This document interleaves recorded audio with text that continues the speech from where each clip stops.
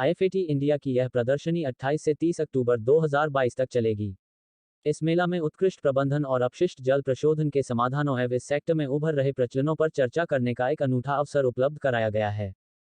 आईएफएटी India जल, sewage, ठोस अपशिष्ट और पुनः चक्रण टेक्नोलॉजीज के लिए देश के प्रमुख व्यापार प्रदर्शनी है। इस शो के भव्य उद्घाटन समारोह में महत्वपूर्ण पदाधिकारियों ने उपस्थिति दर्ज कराई, जैसे भारत के पॉन्डमैन रामवीर तंवर, मुंबई में संघीय गणराज्य जर्मनी के महावाणिज्य दूत एचएम फैबिग, मुंबई में स्विस महावाणिज्य दूत मार्टिन मायर, मुंबई में नॉर्वे के महावाणिज्य दूत आने जान फ्लोलो, मुंबई में नीदरलैंड साम्राज्य के महावाणिज्य दूत बार्ट डे जोंग, मुंबई में पोलैंड गणराज्य के महावाणिज्य दूत डेमियन इर्जिक आदि शामिल हैं। इस साल के संस्करण में 10,000 से ज्यादा आगंतुकों और 22 देशों के 250 से ज्यादा एग्जिबिटर्स ने भाग लिया है। Austria, Germany, Norway, Poland, Switzerland और नीदरलैंड्स के पवेलियन भी हैं, जो साबित करते हैं कि आईएफएटी इंडिया 2022 अपशिष्ट एवं जल प्रशोधन के सेक्टरों को बढ़ावा और सुविधा देने के लिए एक औद्योगिक आयोजन है।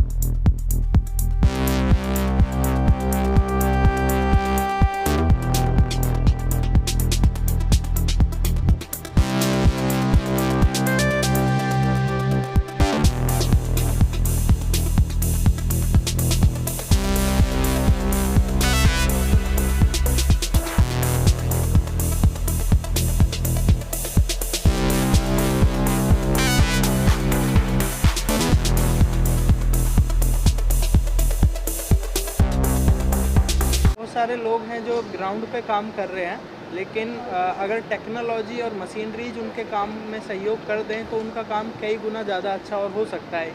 I mean their efficiency and their result can be improved. So this exhibition is may be very helpful for this type of peoples, even for me, क्योंकि हम भी जब तालाब करते हैं तो we need lots of machines. और कई बार ऐसा होता है कि हमको 2 साल बाद मशीन्स का पता चलता है कि अरे यार 2 साल पहले जो काम किया था, अगर ये वाली मशीन होती हमारे पास तो we could do better. So this exhibition is very great for them. India के लिए कितना ज़रूरी है कंट्री लाइक इंडिया? ये बहुत ज़्यादा ज़रूरी है, क्योंकि हमारे गांव और देहात तक अभी मशीन्स और टेक्नोलॉजी पहुंची नहीं है। आज भी बहुत सारी आप न्यूज़ पढ़ते हैं कि नाला साफ़ करते टाइम हमारे मज़दूर भाइयों की मौत हो जाती है बिकॉज ऑफ गैस वहाँ से रिलीज होती है, और वो हार्मफुल गैसेस बहुत सारे लोगों की साल भर जान ले लेती है। तो इस तरह की मशीन्स जो पानी को ट्रीट करने या ड्रेन्स को ट्रीट करने में, क्लीन करने में हमारी हेल्प कर सकती है, तो हम क्लीन करने के अलावा बहुत सारी जान्स बचा सकते हैं। सरकारी एजेंसियां जो हैं, जैसे मुंबई में है बीएमसी है, केंद्र सरकार भी गंगा को साफ करने के लिए योजनाएं चला रही है, कितना कारगर साबित हो रहा है आपके हिसाब से, क्योंकि आप भी रूरल एरिया में काफ़ी काम कर रहे हैं? बिल्कुल, देखिए बहुत सारे लॉज आते हैं हर साल, बहुत सारे ऑर्डर्स आते हैं, चाहे वो गवर्नमेंट के हों या ऑनरेबल एनजीटी या honourable high court, supreme courts के हों, बट वो ग्राउंड तक आते आते कहीं ना कहीं वो बहुत सारे इधर उधर घुल जाते हैं। उसके लिए ये ज़रूरी है कि हमारे पास, जो मुझे खुद महसूस होता है कि गवर्नमेंट के पास स्पेशल स्किल टीम की बहुत कमी है। आप मान लिए कोई भी गवर्नमेंट की, चाहे वो वाटर से रिलेटेड कोई भी स्कीम लॉन्च हो रही है, तो वो जाते जाते उसी लेखपाल तक जाके सिमट जाती है। और हमें लगता है कि जो नीचे वाले अधिकारी हैं या गवर्नमेंट की फोर्स है, वो ऑलराउंडर है। वो अभी रिवेन्यू डिपार्टमेंट का भी काम सॉल्व कर लेंगे, वो पॉल्यूशन कंट्रोल बोर्ड भी देख लेंगे, वो ये भी कर लेंगे, बिकॉज लेकिन सबके पास सारी स्किल्स नहीं हो सकती एक इंसान के पास। तो we need to hire such type of like skilled persons, और जो कि आज यहाँ पे बहुत सारे लोग रिप्रेजेंट कर रहे हैं अपने अपने कंपनीज को। भी need to hire such type of great technologies and machines, then we can improve our like implementations. Thank you. Ramesh ji, अब यूपी, महाराष्ट्र और मुझे लगता है जितने भी राज्य हैं, सब में गवर्नमेंट की तरफ से एक योजना चलाई जा रही है तालाबों को अमृत सरोवर योजना। तो जो तालाब गवर्नमेंट की तरफ से बनाए जाते हैं, उनमें सुधार के लिए आप लोग क्या सजेस्ट? देखिए, जो अमृत सरोवर योजना इस बार माननीय प्रधानमंत्री जी ने लॉन्च की थी, 22 मार्च से वो शुरू हुआ था, तो उसमें बहुत सारे तालाबों को फिर से पुनर्जीवित किया गया है। और लेकिन हमारे पास इंडिया में मुख्यतः उतनी अब ज़मीन की बहुत कीमत है कि हम नए तालाब बनाएं। तो अब हम गलती क्या करते हैं कि हम नए तालाब बनाने की कोशिश करते हैं, और जब तक पुराने वो डंपिंग यार्ड्स बन चुके होते हैं। तो I also suggested to the ministry of Jal Shakti and the concern government departments की जो पुराने तालाब है, अगर उन्हीं को हम रिवाइव कर लें तो हमारा जो भी वाटर क्राइसिस है या ग्राउंड वाटर की जो पर्कुलेशन उतना कम हो गया या एक्सट्रैक्शन जो उतना ज़्यादा हो गया, उसको हम सेव कर सकते हैं। Thank you. देखिए, ईफाट इंडिया का ये 9th एडिशन है, और ये इंडिया का सबसे बड़ा शो है एनवायरमेंटल टेक्नोलॉजीज़ को लेकर के। तो एनवायरनमेंट से मतलब है कि पानी और पानी की प्रोसेसिंग, वेस्ट वाटर की प्रोसेसिंग, सॉलिड वेस्ट की प्रोसेसिंग। तो जितने भी एनवायरनमेंट रिलेटेड टॉपिक्स हैं, उसमें क्या टेक्नोलॉजीज़ इन्वॉल्व हैं, उन चीज़ों को इम्प्रूव करने के लिए उस चीज़ की एग्जीबिशन है। इसमें 22 कंट्री से लोग हैं, 250 कंपनीज पार्टिसिपेट कर रही हैं। बहुत बड़े नंबर में इंटरनेशनल कंपनीज वापस आई हैं इंडिया में 2019 के बाद, क्योंकि ये एग्जीबिशन 3 साल के बाद हो रहा है। और करीब 7 या 8 कौंसल जनरल्स इनॉग्रेशन में थे, from Germany, from Norway, from Switzerland, from Dutch, from Poland. और ये बहुत स्ट्रॉन्ग रिस्पांस है किसी भी कंट्री के लिए कि बाहर की इतनी कंट्रीज़ एग्जीबिशन में आके देखना चाहती हैं कि इंडिया क्या कर रहा है एनवायरनमेंट को लेकर के। हमारा जो जल शक्ति मिशन है, स्वच्छ भारत मिशन है, पॉल्यूशन को लेकर के जो गवर्नमेंट ऑफ इंडिया की स्कीम्स हैं, उसकी वजह से एक बहुत स्ट्रॉन्ग मूवमेंट है जो इंडिया के फेवर में है, क्योंकि हमारी प्रॉब्लम्स भी उतनी बड़ी हैं। सरकार का किस तरह से सपोर्ट मिल रहा है इस प्रोग्राम को? देखिए, गवर्नमेंट का काम होता है विजन को सेट करना। गवर्नमेंट ने अपना काम कर दिया विजन सेट करके कि हम लोग को हर घर जल योजना जो है, जो जल शक्ति एक मिनिस्ट्री बन गई है। तो इससे पता लगता है, इससे वर्ल्ड वाइड इंडस्ट्री को मैसेज मिलता है कि गवर्नमेंट यहाँ की जो है कितना सीरियस है पानी जैसे टॉपिक को लेकर के, पॉल्यूशन जैसे टॉपिक को लेकर के, एयर पॉल्यूशन को। सॉलिड वेस्ट एक बहुत बड़ा इशू है दिल्ली जैसी स्टेट्स में, जहाँ पे we have mountains of solid waste coming up. उन सारे प्रॉब्लम्स को फिक्स करने के लिए यहाँ पे सॉल्यूशंस अवेलेबल हैं। उन सॉल्यूशंस को सही लोगों तक लेके जाना हमारा काम है। एज अ एग्जीबिशन कंपनी हम लोग चाहते हैं कि जो सप्लाई साइड है और जो डिमांड साइड है, प्रॉब्लम साइड और सॉल्यूशन साइड, इनको कैसे मिलाएं, तो वो हम ईफाट के थ्रू करते हैं।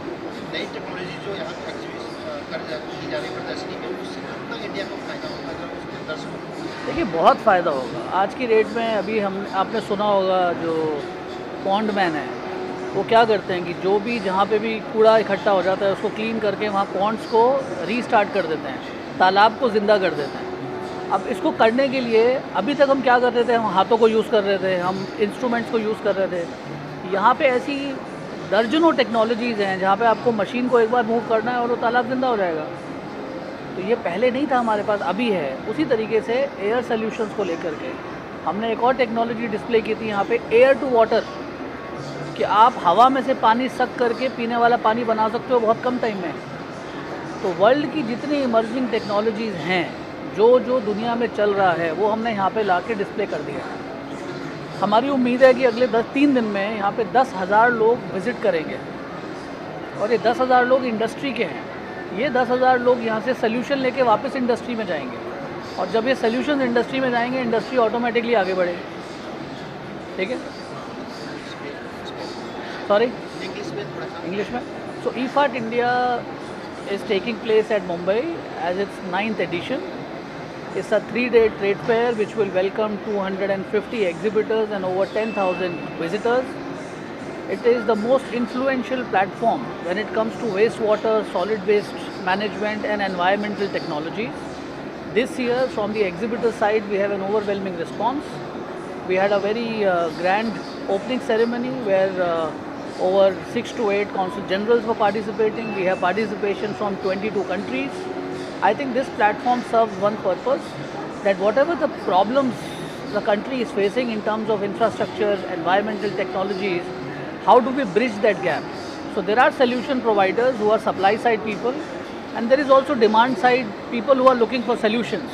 We are expecting 10,000 people to come here from the industry all across, come here, benefit from the environmental solutions which are available on the platform, and go back and improve their standards of operating, improve their environmental challenges and benefit from it. So that's the purpose of this exhibition.